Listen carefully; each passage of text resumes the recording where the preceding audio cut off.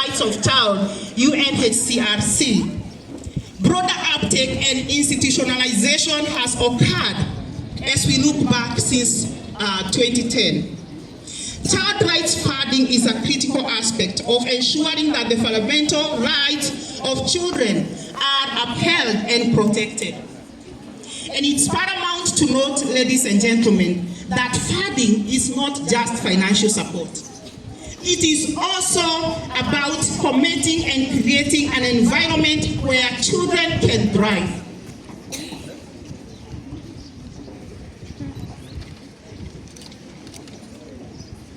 It is about providing an environment that is free from violence, exploitation, and neglect. According to a famous author, Herbert Hoover, the world's most valuable resource is a child. Indeed, our children are our greatest asset. Today, therefore, presents an opportunity to speak up to their future. With an estimated population by 2055 of 1 billion children, according to UNICEF, United Nations Children Fund. Ladies and gentlemen, as I stand here, I remember my growing up. They called me a village girl when I was growing up. And everyone was concerned about my welfare. When they did see me going to school, they would ask why. When I was sent home for fees or a notebook or a pen, they would be concerned. And ladies and gentlemen, as we celebrate the Day of the African Child today, this is the kind of concern that all of us, all the stakeholders coming together need to have. The concern of the welfare of the child, regardless of where they come from. Indeed, I must appreciate that Kenya has made great strides since 2010, and child rights funding has evolved significantly, with also increased awareness on children issues among stakeholders who have stepped forward to contribute to the welfare of our children. The government of Kenya has developed a strong legal and policy framework to protect children. As we know, Article 53 of the 2010 Constitution of Kenya recognizes the right of all children to be protected from abuse, neglect, harmful cultural practices, all forms of violence, inhumane treatment, punishment, and hazardous or exploitative labor. Additionally, we have the Children's Act of 2001, which was revised in 2022. It clearly sets standards towards improving child protection issues in Kenya. Efforts to institutionalize child protection in our country are demonstrated through establishment of the State for Children's Services, thus increasing allocation of resources. We have seen demonstration of children assemblies in our government and public schools, which provides a platform for children to participate in decision making. And other initiatives include alternative care for children, cash transfers, school feeding programs, which are indeed really commendable. Let's give a loud applause to the efforts that have been made.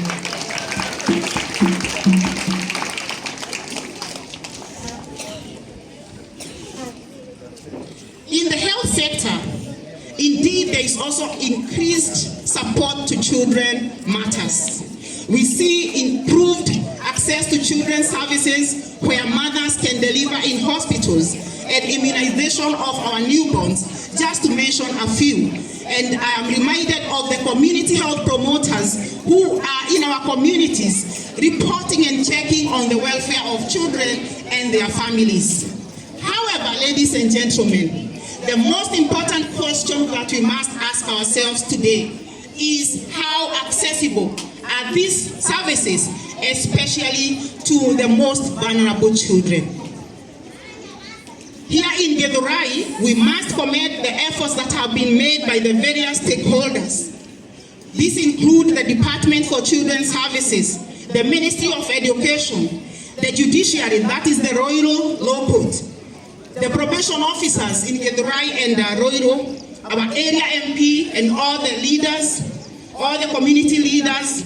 We have the business community as they are well represented here today. And we also have the faith-based organizations. We have the NGOs, we have the charitable organizations and the community-based groups. Indeed, all these stakeholders have made commendable job towards improving the realization of children's rights. Allow me, our chief guest, ladies and gentlemen, to commend one of such organizations, the Master Empowerment Center, that has established programs to improving our children's lives. I visited them the other day and I saw they have a program for children with disabilities. I also visited Mwiki Primary School, which is well represented here, and that school has been revamped. That school looks good. A school that hosts over, I think, 5,000 children. If you look at how those children are enjoying themselves, you will have to be proud of the efforts that have been made. So, ladies and gentlemen, can we appreciate all the stakeholders for the good job that has been done? Indeed, we must appreciate the teachers who work tirelessly in our schools, the children's department that put all the efforts to sensitize the children about the children's rights and report all cases of violence and abuse. All these efforts cannot go unnoticed, ladies and gentlemen, as we reflect on the progress made since 2010. Again, I request that we pause and give a loud applause to all the actors for the job well done. Let's do that again. However, ladies and gentlemen, our children continue to experience a myriad of challenges in our communities. Even as we celebrate today, we must also take note of all these challenges that our children are going through. For instance, our education needs to remains largely unfunded. We talk about the exam fees and other fees that children have to pay, yet some of these children come from very humble, poor backgrounds. Access to free, inclusive, and quality education should not be negotiable. And our government schools are overpopulated with inadequate infrastructure to accommodate the big numbers. Here in Githurai, we have schools like Mwiki, Githurai, Mwangi, and others, including the private schools that have been represented very well here today. If you look at those schools, the infrastructure is wanting. The infrastructure is wanting. The school is congested. The ratio between teachers and learners is also a great concern. So, ladies and gentlemen, even as we celebrate today, let's think about the future of these children. Although we have all these successes that I've talked about, children continue to go to school on empty stomachs without any materials, books, and proper uniform. Indeed, there is need to consider provision of things like subsidized hot meals in our schools, like nutritious porridge, especially for the vulnerable children and the ECDs in our schools. Ladies and gentlemen, it's important to note that schools are not just classrooms. Schools provide a safe space where children heal, grow, and reclaim their childhood. When we invest in education, we are breaking the poverty cycle and conflict while empowering our children to rebuild their communities.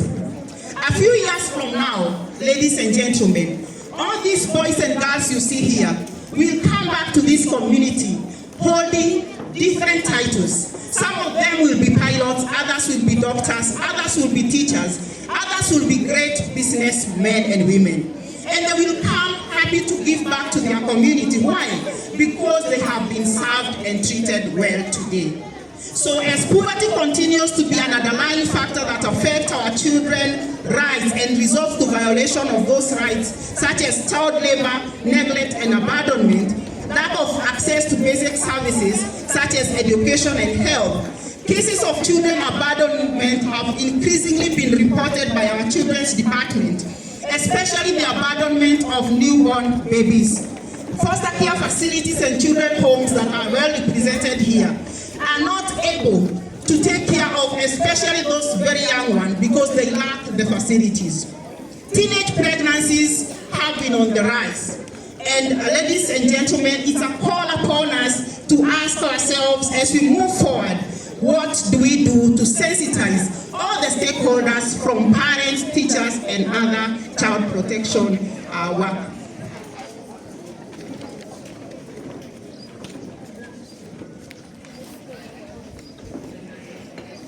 In recognition of all the faith-based institutions that are here, I must make a call to all of us to come forward and support our schools and other children institutions to bring up a child holistically. And I'm reminded of a Bible verse in Luke chapter 2, verse 52.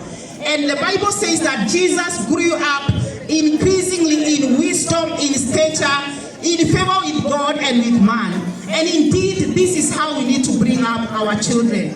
We need to provide an environment where our children can get good health. They can increase in wisdom and understanding spiritually and also socially. So there is need to inculcate moral values and life skills that will empower our children to make the right decisions and choices for their lives, for community development. We have organizations like the Bible Society of Kenya that provides this kind of partnership that will empower children and build life skills and mentorship for our preteens and teenagers. Such programs include the PPI, the program for pastoral instruction, where church can go to school and inculcate values and faith-based practices and learning to our children. How many schools here have PPI? By raising your hand. Let me see. As you can see, our chief guest, there are not many. So there is still work to do. Thank you, boys and girls, you can put your hand down. There is still work to be done in partnership between church, faith-based organization, and the schools. Looking forward, ladies and gentlemen, I just want to pause there and in conclusion, appreciate our boys and girls. And I want to speak to you boys and girls for a minute. I want you to know, as the former US President Obama said, boys and girls, oh yeah? Are we together? As the former US President Obama said, your dreams are valid. Say, my dreams are valid. And there is a famous saying that our children are our future leaders. But allow me to alter that a bit today and tell you, you are a leader today. You are a leader today. You can lead today as a child, as a boy, as a girl. And no child should be left behind, including the boy child. I heard one of the guests being concerned about the boy child. So every child must be included.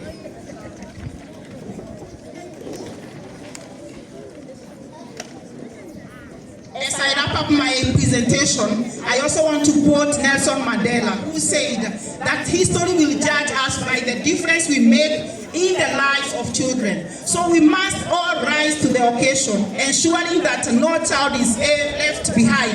Every effort, however big or small, is a great step towards a bright future for our children. So let's strengthen efforts that enhance involvement and participation of children in decision making. Let's allow the boys and girls to talk about their needs, to talk about their rights, but also about their responsibilities. Boys and girls, I want you to know that it is your duty and you have a responsibility to work hard, to go to school, to be a disciplined child, as has been presented by one of the groups. Because yes, it is those small acts of discipline, hard work and determination that will make a great leader in you. As I come to a close,